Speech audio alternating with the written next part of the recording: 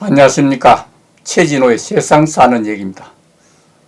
오늘은 노구찌 메이 교수는 국힘당 찍으면 일본 된다 했나 하는 이런 주제가 되겠습니다.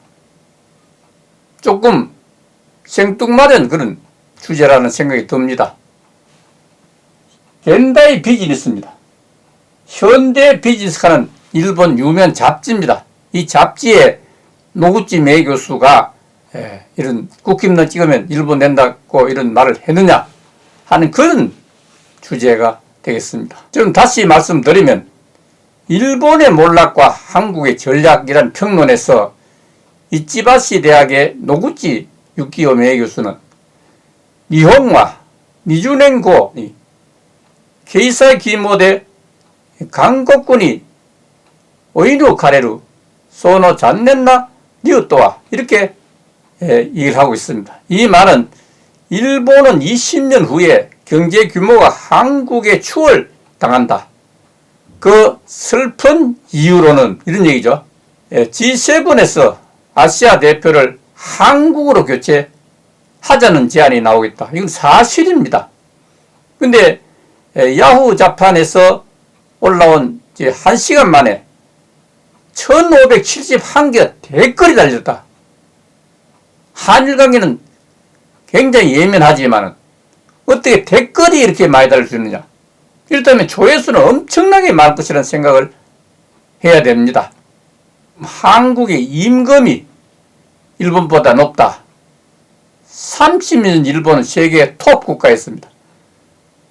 90년대 말 한국과 일본은 같이 경제 위기에 처했지만 대응은 달랐습니다. 한국은 대학을 충실히 하고 영어 실력을 배양해서 국제 경쟁력을 향상시켰습니다.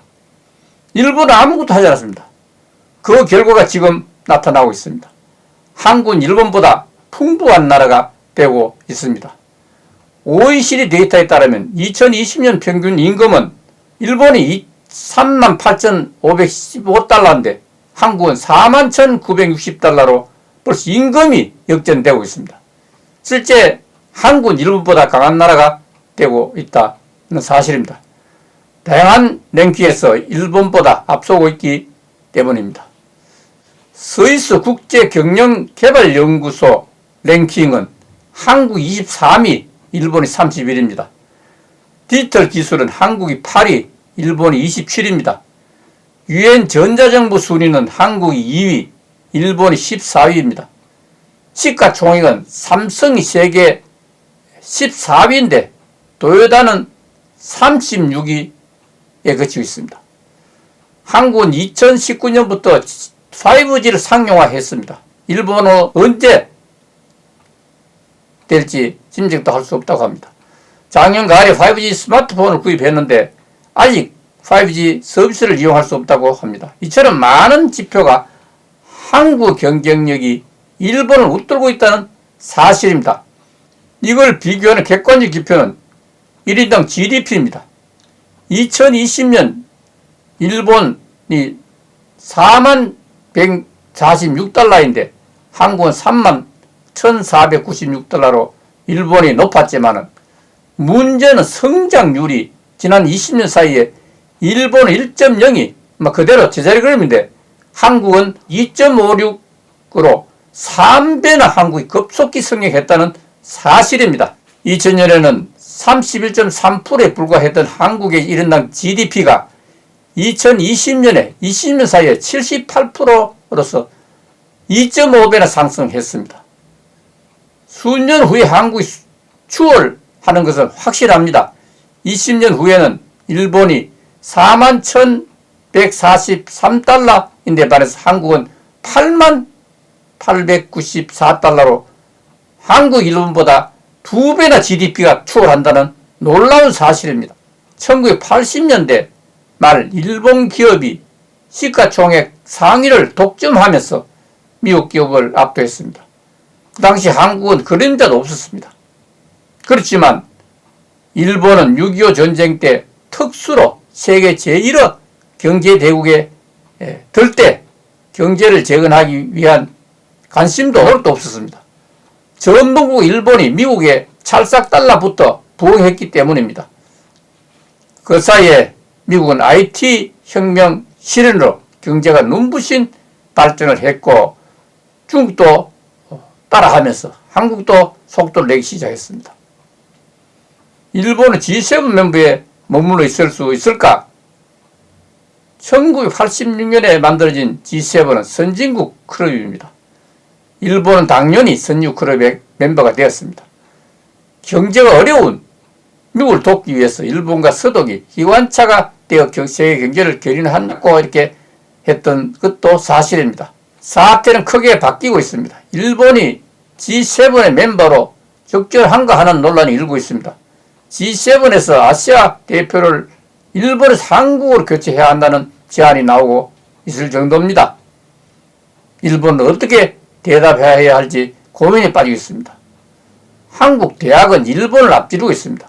경제발전의 원동력은 대학에 달려 있습니다. 해방 후 한국은 못 배워 일본에 당했던 사실을 기억하면서 소 팔고 논 팔아 자식을 대학에 보내기 시작했습니다. 영국 고등교육평가기관 QS가 대학 랭킹을 정했습니다. 세계 100위에 들어가는 대학 수는 일본이 5개, 한국이 6개고 인구로 따지면 한국, 일본의 2배는 높습니다. 공학부는 일본이 4개교, 한국이 7개교로서 인구대로 따지면 한국이 약 4배는 높습니다. 컴퓨터공학은 일본이 1개교, 한국이 3개교로서 인구로 따지면 약 7배나 높습니다. 영어 실력은 눈부십니다. 토익의 평균 점수로 한국은 아시아 11위로서 영어를 공용어로 사용하는 홍콩과 거의 같습니다. 일본은 29개국 중에 27위입니다. 한국 국제회의에 안내하는 여성의 영어 실력은 미국 수준을 능가하고 있습니다.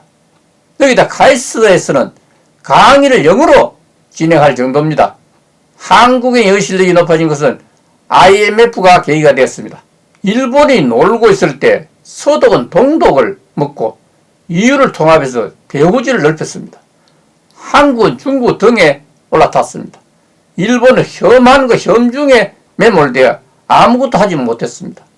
서독이 동독을 먹고 유럽 통합을 이용했던 것처럼 한국도 북한을 먹고 중국을 접수해야 합니다. 반북, 혐중에 매달리면 일본 꼴이 되고 맙습니다. 일본이 무너진 핵심적인 이유는 반유교 캠페인 때문이라고 합니다. 전쟁의 지자 일본은 이게 조선에서 수입된 퇴계 유교 때문이라고 이렇게 괴배를 넣어놨습니다. 원래 일본은 흩어져서 봉건제로 살아왔는데 유교가 득세하면서 임금을 모시고 중앙 집권의 궁주의로 되어버리기 때문에 이렇게 했습니다. 그런데 일본의 몰락에서 우리가 간과해서는 안 될 놀라운 사실은 국힘당 찍으면 일본 된다는 예측입니다. 정말 기막힌 일은 사실 놀라지 않을 수 없습니다. 지난 20대 국회의원 선거에서는 더불어민주당의 국회의원 수가 192석일 때 미래통합당의 국회의원 수는 116석이었습니다. 그렇지만 지금 21대 국회의원 선거에서는 더불어민주당이 180석인데 반해서 국민의힘당은 103석으로 전체 300명 정원의 3분의 1도 겨우 될 정도입니다. 일본의 몰락과 한국의 전략이란 평론을 현대 비즈니스에 기고했던 노구치 매 교수의 평론에서 국힘당 찍으면 일본 된다는 말은 당장 일본이 몰락하는 것이 아니라 국힘당이 선거에 패배하면 일본처럼 망할 것이라는 그런 의미를 내포하고 있다고 생각됩니다. 따라서 국민의힘 윤석열 후보 선거대책본부는 노구치 매 교수가 현대 비즈니스 잡지에 기고했던 일본의 몰락과 한국의 전략이란 평론을 하루빨리 심층 분석하는 것이 순수한 생각입니다. 철저한 전략 점검을 통해서 국민의힘 현역 의원 84명과 169개 당협위원장들의 능력에 달렸습니다. 최근 여론조사에서 정권 교체를 원하는 국민이 58.2%가 되는데 국민의힘 윤석열 후보의 지지율은 40% 주의를 맴돌고 있다는 사실은 보통 일이 아니라는 생각을 하지 않을 수 없습니다. 자, 그럼 오늘 여기서 마치겠습니다. 감사합니다.